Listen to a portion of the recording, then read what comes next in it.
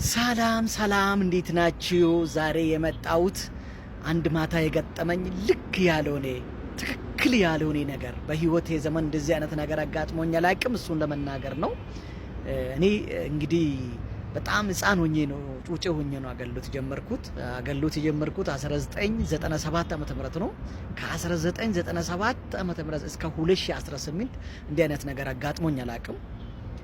ይህንን እስቲ በተለይ በስልክ ለምትጸልዩ እናም ቸርቻችሁ ውስጥ ሰዎች እየመጡ ስራ በር ተዘጋብኝ ጸልዩልኝ እያሉ ለሚያጸልዩአችሁ በተለይ ለአገልጋዮች ትምህርትና ጥንቃቄ ስለሆነ በጣም ትምህርታዊ ነገር ነው። ሼር ያደረጋችሁ አድርሷችሁ ለአገልጋዮች ደግሞ ሁላችሁም ጨርሳችሁ ሱም ደግሞ ይጠቅማችኋል። እስከ መጨረሻ ጨርሳችሁ ሱም በጣም ስለሚጠቅማችሁ አስተማሪም ነገር ስለሆነ ምንድነው የገጠመኝ?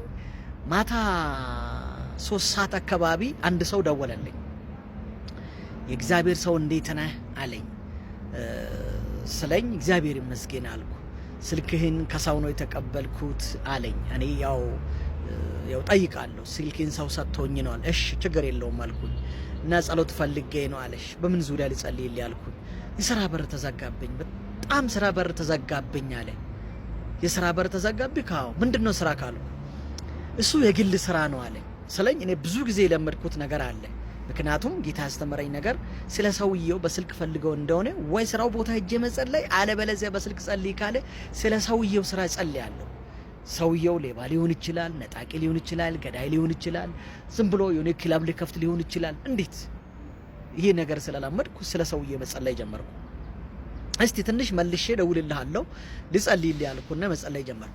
ሲጸልይ ሰውየውን ያገኘሁት ጌታ ምስክሬ ክርስቶስን በሬሳ ማስጫ መጋዘን ውስጥ ነው። በሬሳ ማስጫ መጋዘን ውስጥ አገኘው። ይሄ ሰውዬ የሬሳ ሳጥን ነጋዴ ነው እንዴ አልኩና ገረመኝና መልሼ ደወልኩ። እሺ ቅርታ ስለ ስራህ ያልነገርከኝም እንግዲህ አልኩኝ። አዎ ስራዬ እንግዲህ ያው የግል ስራ ነው አልኩክ እኮ። በቃ ብዙ ሰዎች እንደዚህ ከዘብ ብዙ አገልጋዮች በጣም ትልልቅ አገልጋዮች ጸልዩልኛል። ሲሄድ ቸርች ሄጄ ጸልያለሁ። በጣም እንግዲህ ስማቸው ነገረኝ። ትልልቅ ቸርቾች ሄጄ ከዚህ በፊት ተዘግቶብኝ ጸልዩልኝ ስራ በር ተከፈተልኝ አለ። በቃ ውስጤ ነግሮኛል። ይሄን ሰውዬ ሄጄ ማጣራት አለብኝ አልኩና ስልኬን ዘግቼ አደርኩ። ጣዋት በሌላ ስልክ ደወልኩና ሰላም ነው? አዎ እንደዚህ በእናቴ የመጣው ነው ስራ ቦታ ካሁን ግስቲ ፈልጌ ነው አልኩ። ምን ሰው ሞተብኝ እንዴ አለኝ። ሰው ሞተብኝ አለኝ። ካንተ ነው መግዛት እንፈልገው መጣው አልኩት። አለው ና አለኝ። ሄድኩ። አንተ መኖር አለብህ ና አለው አለኝ። ሄድኩ። ቦታውን አልነግርም ለጥንቃቄ እንግዲህ ያው ሌላ ነገር እንዳይፈጠር እና ሄድኩና ደወልኩላት። ስልክ አነሳ። አገኘሁት። እኔ ነኝ አልኩ። ሰላም አልኩት። ከዛ በኋላ ወደ ውስጥ ገባን። ሳጥኖቹን አያው። በጣም በብዙ መልክ የተሰማት ናቸው፣ ነፍ ናቸው። እንዲያልኩ ጌታው ይሄ ሁሉ ሰው ሞቶ እንዲያልቅ ነው ማታ ያጸለየኝ አልኩ። ሳት የሚገርማችሁ ማጋዚን ውስጥም ያለ በቃ በደረጃን የጠበቁ ሳጥኖች አሉ። በጌታ ስም አልኩና ኦኬ እሺ በጣም ጥሩ ደስ ስላለ ማታ ደውለህልኝ ነበር አልኩ። አቤት አለኝ። ማታ ደውለህልኝ ነበር አልኩ። ለምን ጸልይልኝ ብዬ። አንተና ስልክ ለምን ዘጋ አለ።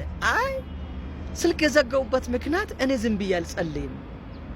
እንዴት አንተ ለምሳሌ አይከብድህም ሰው እንዲሞት ጸልይልኝ ስትል?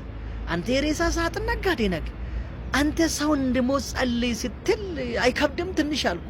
አይ አንተ ስለጸለይክም ሰው አይሞትም፣ አንተ ስላልጸለይክም ሰው አይኖርም ማለት ሰው እኮ በጊዜው በእግዚአብሔር ጊዜና በእግዚአብሔር ጥሪ በተለያየ መንገድ ሊሞት ይችላል። ያንተ እኮ ሞቶ ይለቅ ለምን ቆየ እያልኩ እኮ ነው። ለምን ቆየ? ለምን አይሞትም? ቶሎ ብለህ ጸልይልኝ፣ ቃል አውጣልኝ። አንተ ብቻ ነው እንደ እኔ ስንት ቸርች ሄጄ ጸልዩልኝ ያውቃል። ሬሳ ሳጥን ነጋዴ ነኝ ብለህ ነግረሃል? አልነገርኩም። እንዲሁ ነው ስራ በር እና ምን ችግር አለ? ይከፈትልህ አትልም? ምንም ያው ከላይ እንድትናገር ላይ አያስከፍልህም ማለት አይገርምህም? እሺ አንድ ነገር አዎ፣ ዛሬ አንተ ልጆቼ ትምህርት ቤት ባሉበት ይሞቱ አሉ፣ ሚስቴ ባለችበት ይሞታል፣ አንተም እዚህ እንድትሞት ጸልያለሁ፣ ሁላችሁ ሞታችሁ እንድታልቁ ጸልያለሁ አልኩ። በስመ አብ ወልድ መንፈስ ቅዱስ አይሳካልህ አለኝ። ለአንተም አይሳካልህ። እሺ ሌላ ሳሳዝንም ሰው አይደለም ለምን ይሞታል? ይሄ ሁሉ ሳጥን ውስጥ ሰው ሞቶ በአንድ አልቆ አንተ መኖር ፈለግ? እሺ ሰው ሞቶ አልቆ መጨረሻ ለማን ነው? ማንስ ይገዛልሃል? ምን ችግር አለ? አንተ ስራውን ከሰራህበት ዝም ብለህ ሰራ። በአጋጣሚ ዝም ብለህ እንደው ሞት ሳትመኝ ለምን ቀድሜ አንተ አትሞትም? ይኸው ለልጆች እያዘንክ ነው፣ ለባለቤት ለራሴ እያዘንክ ነው። ሌላ ስለምን ሞቶ እንዲያልቅ ታጸልያለህ? በቃ የሞታ ባክ ወደዛ ሳብ እኔ አንተ ታካብደኝ ብሎ ቁጥር ብሎ መንገዱን ቀጠለ። ከዛ ፖሊሶች መጡ። ምንድነው አሉኝና እዛ ተመልሶ መጣው። የኔ ውድ ባክህን ክፉ አትናገርብኝ። ኧረ ስራህን አንተን ያበረ ግን አንድ ቃል ልናገር ያልኩኝ ጌታ ምስክሬ፣ ሰው እንዲሞት እያጸለይክ አትኖርም፣ ትከስራታለህ፣ ትጠፋለህ። ሰው አይሞትም፣ አንተ ሞቴ ቦታ የሌላ ንግድ መሸጫ ይሆናል አልኩኝ። እና ምንድነው ይሄ መልእክት ለአገልጋዮች በተለይ አገልጋዮች ይሆናችሁ። ሰው ሌባ ሊሆን ይችላል፣ ሊሰርቅ ሊያጸልይ ይችላል። በስልክ ደውሎ ቸርች መጥቶ ስራ በር ተዘጋብን ስል ተከፈተልኝ ትላለህ። ምንድነው የሚከፈተው? ሰው እንዲገድል እንዲሰርቅ። አንድ ጓደኛዬ አንዴ ምንድነው ያለኝ፣ የሆነች ልጅ ደወለችልኝ አለ። ከምሽቱ 7 ሰዓት ደውላልኝ፣ እባክን የእግዚአብሔር ሰው ቃል አውጣልኝ፣ ስራ በር ተዘጋ። በተለይ እቺ ቃል አውጣልኝ የሚለው ቃል እኔ የሚገርመኝ የእግዚአብሔር ቃል ዝም ብሎ ሜዳም ላይ ድንጋም ላይ የሆነ አሸባ ላይ የሚዘራ ነው እንዴ? ይህል እንኳን እኮ መሬት ታርሰው ደጋግሞ አርሰውት አስተካክለው ይህል እንኳን የሚዘራው በተሰራው ደጋግሞ ባረሱበት ነው ይህል የሚዘራው። የእግዚአብሔርን ቃል ዝም ብሎ የእግዚአብሔር ሰው ቃል አውጣልኝ ዝም ብሎ ተሳካልኝ። ምንድነው ይሄ? ሰይጣናዝም ነው። ምንድነው ቃል የምታወጣው? ስለምን በምን ላይ ነው ቃል? ሰውየው ምንድነው ሐሳብ ምንድነው? ኢየሱስ ክርስቶስ ያስቀመጠው ነገር አለ። ባርጢሜዎስ ስለምን እንደፈለገ ያውቃል። ሐሳቡን ያውቃል። ማየት እንደሚፈልግ ያውቀዋል። ምን አድርግ ዘንድ ተወደዋለህ ነው ያለው ሰውየው። አይ ዘንድ አለ። ይሄ እኮ ኢየሱስ ሰውየው እንደፈለገ አቅቶት አይደለም፣ እያወቀ ሰውየውን ሐሳቡን ፈለገው። ሰውየው በምን ሐሳብ እንዲጸልይ ሳትፈልግ ዝለ ተሳካልህ ይባል። ምንድነው? ሊያመነዝር ሊሄድ ይችላል፣ ሊሰርቅ ሊሄድ ይችላል። ቃል አውጣልኝ የሆነ ነገር ክፉ ልሰራ፣ እንዴት ዝም ብሎ ቃል ይወጣል? አይ ምንድነው በለው፣ ይግለጥ። ለምን ይገልጣል እንዴ? አንተም ተናገር። ይሄንን ልመድ። አገልጋይ ከሆናችሁ ፕሊስ በየቸርቻችሁ ተከፈተልህ ትላለህ።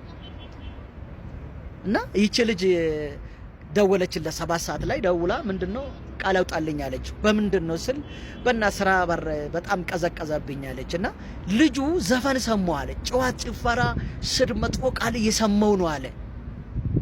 ዘጋውና ጠዋት ሄድኩ አለ። ስልክ አታነሳም። ደውዬ ስደውል ባለችበት ቦታ ለመሄድ ስደውል ስልክ አታነሳም አለ። ከዛ በኋላ ልክ በሌላ በጓደኛው ስልክ ማታ ስመሽ ደውለውለት ጓደኛው ስጠይቅ ለካ ልጅቷ ሴተኛ አዳሪነት የፈለገችው ብር ከፍሎ ይዟት የሚሄድ ወንድ እንዲመጣ ነው። እንዲህ አይነት ገጠመኝም አለ እኮ ብዙ ሁኔታን የሚያጸል ዛሬ እኮ ፉግ በተለይ በእኛ በፕሮቴስታንት ሃይማኖት ውስጥ ብዙ ነገር ፉጋራ በቃ የሆነ የለው ማስጠንቆል ሆኗል።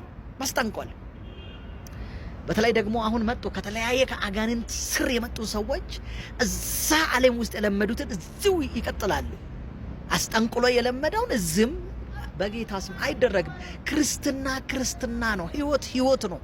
ህይወትን ደግሞ በጥንቃቄ ነው የምንጸልየው። ምንድነው ሰውየው ለምን ፈልጓል? ጸሎቱ ምንድነው? ስለምን ማጸለይ ፈልጓል? አላማው ምንድነው?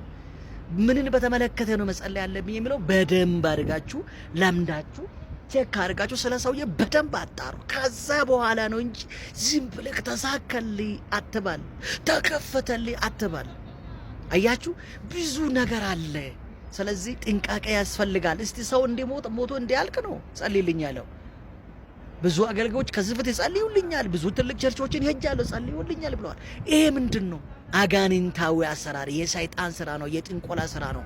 ይሄንን አንዳንድ አገልጋዮች ምን አገባኝ ብር ስጠኛ ይጸልይለታለሁ ካልክ አንተ ጠንቋይ ነህ።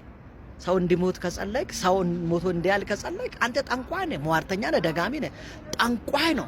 ሰው ሞቶ እንዲያልቅ የሚያጸልይ፣ ሰው እንዳይኖር የሚያጸልይ ጠንቋይ ነው። ሰው በህይወት እንዳይኖር የሚያጸልይ ማለት የሚሟርት የሚያስደግም ጠንቋይ ነው። ለምሳሌ አንዳንድ ጠንቋዮች ቤት ስትሄዱ እክሌ እንዲያነሳው አለ እንዲሞትብኝ ፈልጋለሁ ካልክ በቃ አንተ ይሄን አምጣልኝ ይላል፣ ይሰጠዋል፣ ይሞታል ይላል። እንደዛ ነው። አንተም ለምሳሌ ሰው እንዲሞት የሆነ ሰው እንዲከስር የሆነ ሰው እንዲሆን ዝም ብሎ እንዲጠፋ ካልክ ጠንቋይ ነህ።